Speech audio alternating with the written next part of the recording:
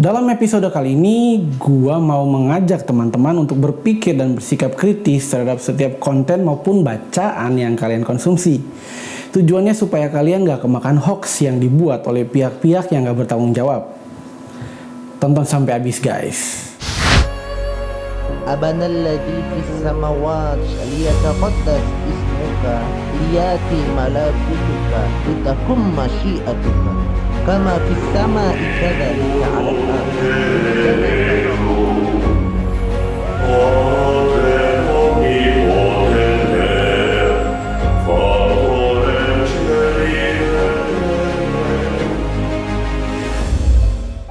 Shalom Aleichem, Besem Hamasya, damai sejahtera dalam nama Kristus bagi kita semua.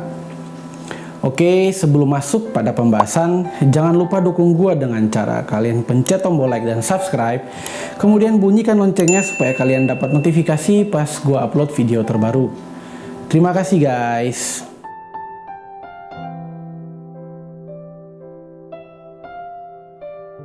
Peristiwa sejarah gereja dimulai dari Yesus Kristus dan 12 murid, bapak-bapak gereja, konsili-konsili gereja pada abad pertengahan, hingga perkembangan kekristenan di era modern. Sejarah gereja selalu menjadi hal yang menarik untuk dibahas, walaupun peminatnya mungkin lebih sedikit dibandingkan pendengar khotbah-khotbah motivasi. Terlepas dari menariknya hal-hal tersebut untuk dibahas, sayangnya ketika kita menelusuri dokumen-dokumen sejarah yang otentik, seringkali kita juga diperhadapkan dengan berita hoax yang beredar tentang pribadi Yesus dan perjalanan sejarah gereja. Beberapa contoh berita hoax yang beredar seperti pernyataan bahwa Yesus bukan Tuhan, tetapi hanyalah utusan. Atau ada juga pernyataan hoax bahwa bukan Yesus yang disalibkan, tetapi orang yang diserupakan dengan dia. Jadi kesimpulannya, Yesus tidak disalibkan. Oleh karena itu, melalui video kali ini, kita akan melihat melalui perspektif kritis terhadap perjalanan sejarah gereja selama kurang lebih 2000 tahun. Kalian bisa siapin kopi maupun cemilan, atau kalau yang nggak suka kopi, ya udah bikin teh manis aja.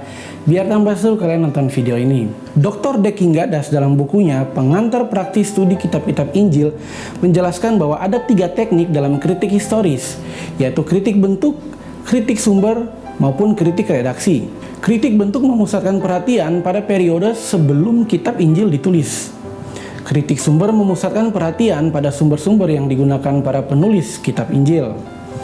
Dan kritik redaksi memusatkan perhatian pada proses dan tujuan penyusunan kitab Injil menjadi bentuk seperti yang saat ini kita miliki. Ketika kita mendengar peristiwa sejarah, hal pertama yang harus kita pertanyakan adalah sumbernya. Sumber sejarah dibagi menjadi beberapa bagian. 2 di antaranya adalah sumber primer dan sumber sekunder. Sumber primer adalah dokumen sejarah yang digunakan oleh para sejarawan sebagai bukti. Sumber primer memberikan bukti langsung atau tangan pertama tentang suatu peristiwa, orang, ataupun objek. Jadi jika kita berbicara tentang pribadi Yesus dan kekristenan, maka keempat Injil, yaitu Injil Matius, Markus, Lukas, dan Yohanes, tidak bisa kita sebut hanya sebagai dokumen tentang penafsiran teologis akan Kristus, melainkan juga sebagai sumber primer yang otentik tentang eksistensi Yesus Kristus dan awal mula sejarah gereja. Hal ini kita katakan sebagai argumen yang kuat karena keempat Injil ditulis berdasarkan kesaksian saksi mata secara langsung tentang pelayanan Yesus selama di bumi. Injil Matius ditulis oleh Matius, seorang pemungut cukai yang pada kemudian hari menjadi murid Yesus. Otentisitas akan Injil ini dikonfirmasi langsung oleh bapak-bapak gereja pada tahun 130 Masehi. Penemuan naskah papirus yang sekarang disimpan di Magdalen College, Oxford, Inggris menunjukkan bahwa Injil Matius ini sudah selesai ditulis sebelum tahun 66 Masehi. Berjarak sekitar 31 tahun setelah pelayanan Tuhan Yesus di muka bumi. Santo Irenaeus, salah satu bapak gereja yang adalah murid langsung dari Rasul Yohanes, mengkonfirmasi akan Matius sebagai penulis Injil yang ditujukan bagi orang-orang Yahudi. Di dalam tulisannya, yaitu Adversus Hereses. Injil Markus adalah Injil kedua di bagian Perjanjian Baru dalam Alkitab. Meskipun merupakan Injil kedua, banyak pakar Perjanjian Baru menganggap Injil ini sebagai Injil yang ditulis paling awal di antara keempat Injil di Perjanjian Baru. Injil Markus digolongkan ke dalam Injil Sinoptik bersama-sama dengan Injil Matius dan Injil Lukas. Penulis Injil ini adalah Markus yang disebut juga Yohanes. Tetapi bukan Yohanes murid Yesus, melainkan Markus yang disebut Yohanes ini adalah juru tulis dari Rasul Petrus. Menurut catatan gereja mula-mula, Markus menulis Injil ini berdasarkan penuturan dari Rasul Petrus. Hal ini dikonfirmasi oleh salah satu bapak gereja yaitu Eusebius yang mengutip tulisan Papias yang hidup pada tahun 60 sampai tahun 130 Masehi. Papias adalah uskup Hierapolis, kota yang sekarang bernama Pamukkale di Turki. Injil Markus bersama-sama dengan Injil Matius dan Injil Lukas seringkali disebut sebagai Injil sinoptik karena kemiripan isi ketiga buku tersebut. Secara tradisi, Yohanes Markus dipercaya menulis buku ini antara tahun 64 sampai tahun 67 Masehi. Menurut tulisan Santo Agustinus dari Hippo, salah satu bapak gereja mula-mula berpendapat bahwa Injil ini ditulis setelah Rasul Matius menulis Injil Matius. Sumber primer ketiga, Injil Lukas. Injil Lukas digolongkan sebagai Injil sinoptik bersama dengan Injil Matius dan Injil Markus. Isi pemberitaannya mengenai kehidupan dan pelayanan Tuhan Yesus. Dalam kalangan para ahli Perjanjian Baru, Lukas diyakini sebagai penulis Injil ini. Penyusunan Injil Lukas menggunakan bahan-bahan tulisan yang kurang lebih sama dengan yang digunakan dalam Injil Matius dan Injil Markus. Tetapi hasil susunannya tidak persis sama dengan kedua Injil tersebut. Menurut tradisi, penulis Injil Lukas adalah Lukas yang merupakan rekan sekerja Rasul Paulus, seorang dokter kafir Yunani yang kemudian menjadi murid dan rekan sekerja dari Rasul Paulus.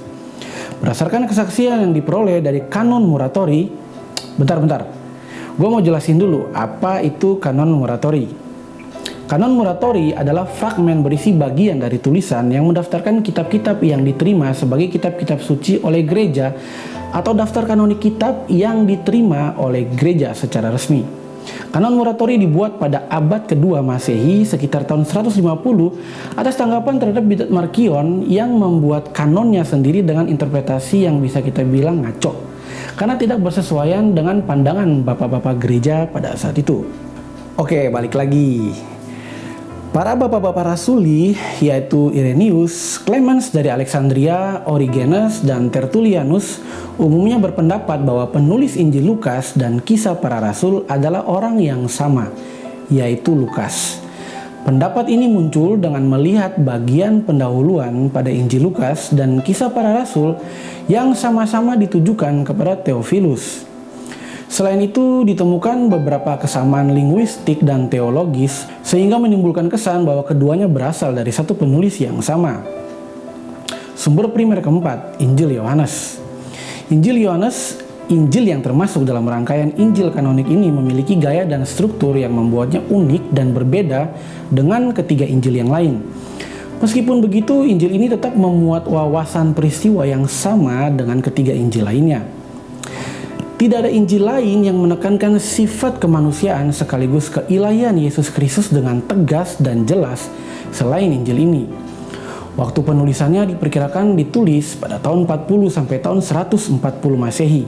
Yohanes anak Zebedeus atau yang kita kenal sebagai Rasul Yohanes, murid yang paling dikasihi adalah orang yang menulis Injil ini. Injil ini menulis dengan perspektif melihat Yesus dari atas. Maksudnya yaitu menjelaskan keilahian Yesus dengan sangat tegas. Hal ini bisa kita jumpai pada pembukaan Injil ini di pasal pertama ayat 1 sampai ayat 5. Pada mulanya adalah firman, firman itu bersama-sama dengan Allah, dan firman itu adalah Allah. Ia pada mulanya bersama-sama dengan Allah. Segala sesuatu dijadikan oleh Dia, dan tanpa Dia tidak ada sesuatu pun yang telah jadi dari segala yang telah dijadikan. Dalam Dia ada hidup, dan hidup itu adalah terang manusia. Terang itu bercahaya di dalam kegelapan, dan kegelapan itu tidak menguasainya. Dari beberapa uraian di atas tentang keempat Injil, jika kamu orang yang cerdas, yang memahami metodologi penelitian terhadap sumber-sumber historis, maka kamu akan dengan jujur mengatakan bahwa keempat Injil tidak hanya sekedar sebagai buku penafsiran teologis, melainkan juga adalah sumber primer yang otentik tentang kehidupan Yesus Kristus selama di bumi. Selain keempat Injil, kita pun bisa melihat dengan perspektif yang berbeda dari sumber sekunder yang menyatakan khususnya tentang peristiwa penyaliban Yesus Kristus. Sumber sekunder adalah istilah yang digunakan dalam historiografi untuk merujuk pada karya sejarah yang ditulis berdasarkan pada sumber-sumber primer dan biasanya dengan merujuk pula pada sumber-sumber sekunder lainnya. Sumber sekunder biasanya mengandung laporan peristiwa pada masa lampau berikut generalisasi, analisis, sintesis, interpretasi, dan atau evaluasi terhadap peristiwa tersebut. Sumber sekunder tidak ditulis langsung oleh saksi mata, melainkan oleh laporan maupun catatan yang disalin, kemudian ditulis oleh orang yang hidup tidak sezaman dengan peristiwa. Sumber sekunder adalah data pendukung terhadap sumber primer. Jika kita mengacu pada sumber sekunder yang objektif dan otentik tentang peristiwa penyaliban Tuhan Yesus, maka kita bisa melihat kepada beberapa sejarawan non-Kristen yang menulis tentang hal ini. Yang pertama, Cornelius Tacitus.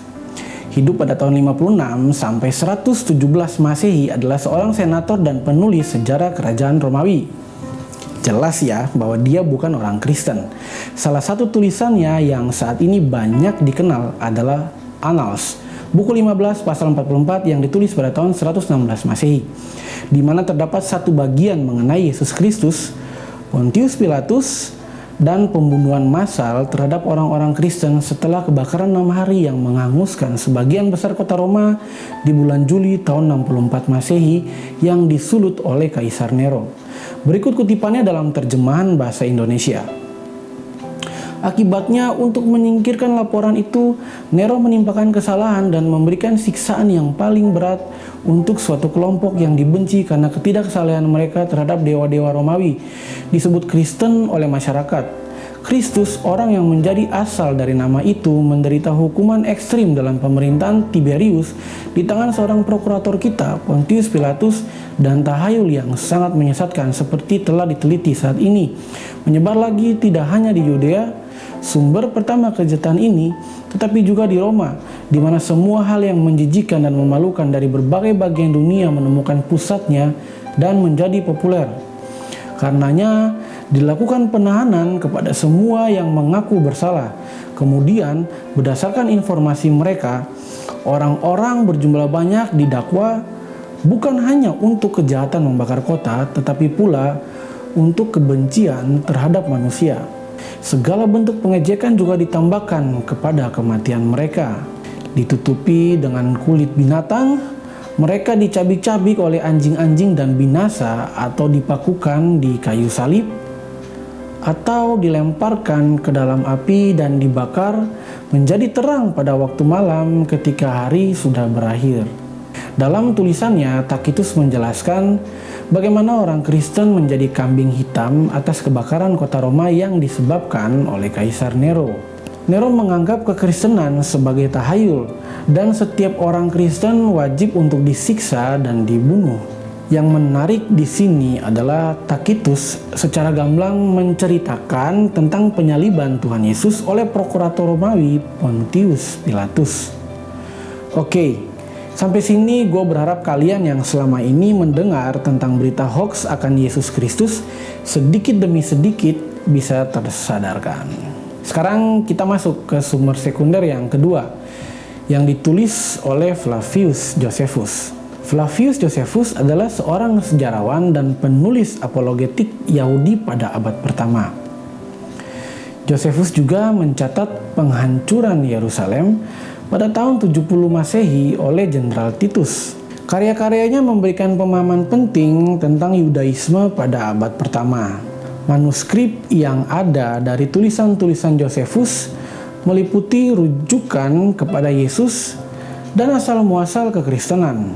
Salah satu karyanya yang ditulis sekitar tahun 93 sampai tahun 94 Masehi, yaitu Antiquitates Judaicea, meliputi dua rujukan kepada Yesus Kristus dalam Alkitab, yaitu pada buku 18 dan 20, dan sebuah rujukan kepada Yohanes Pembaptis dalam buku 18. Beberapa bagian dari Antiquitates Judaicea yang menyatakan bahwa Yesus Sang Mesias adalah seorang guru bijak yang disalib oleh Pilatus biasanya disebut Testimonium Flavianum.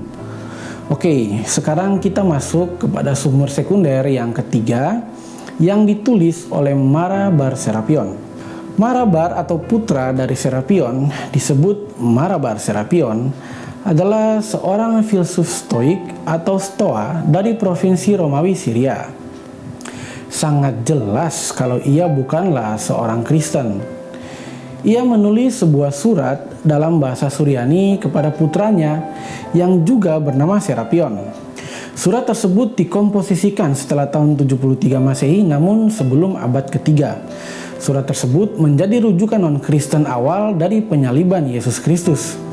Surat tersebut merujuk kepada perlakuan tak adil dari 3 orang bijak, yaitu pembunuhan Sokrates, pembakaran Pitagoras, dan eksekusi Raja Bijak dari orang Yahudi. Raja Bijak dari orang Yahudi yang dimaksud adalah Yesus Kristus. Berikut ini adalah isi pasal dan konteksnya. Keuntungan apakah yang diperoleh orang-orang Athena ketika mereka membunuh Sokrates?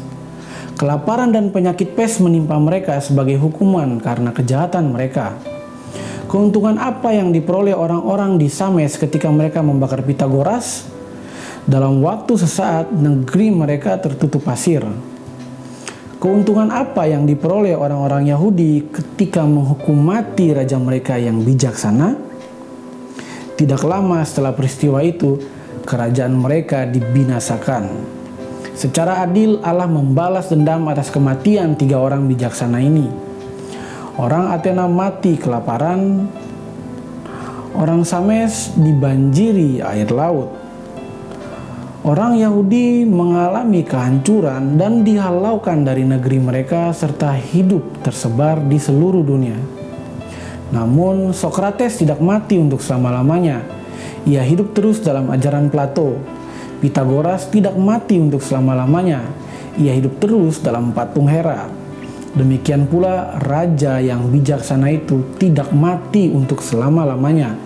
Ia hidup terus dalam ajaran yang telah disampaikannya. Dalam kalimat kelima, Marabar Serapion dengan jelas menyebutkan tentang peristiwa penyiksaan yang dialami oleh Tuhan Yesus.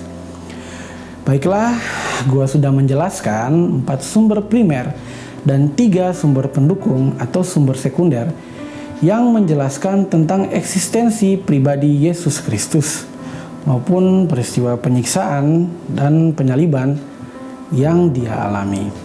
So, jika teman-teman menemukan dokumen yang baru muncul 600-900 tahun setelah peristiwa penyaliban Kristus di Bukit Golgota, kemudian isi dokumen itu menyangkal duinatur Kristus maupun ketuhanannya, serta menyatakan bahwa bukan Yesus yang disalibkan, sudah jelas isi dokumen tersebut hanyalah omong kosong belaka.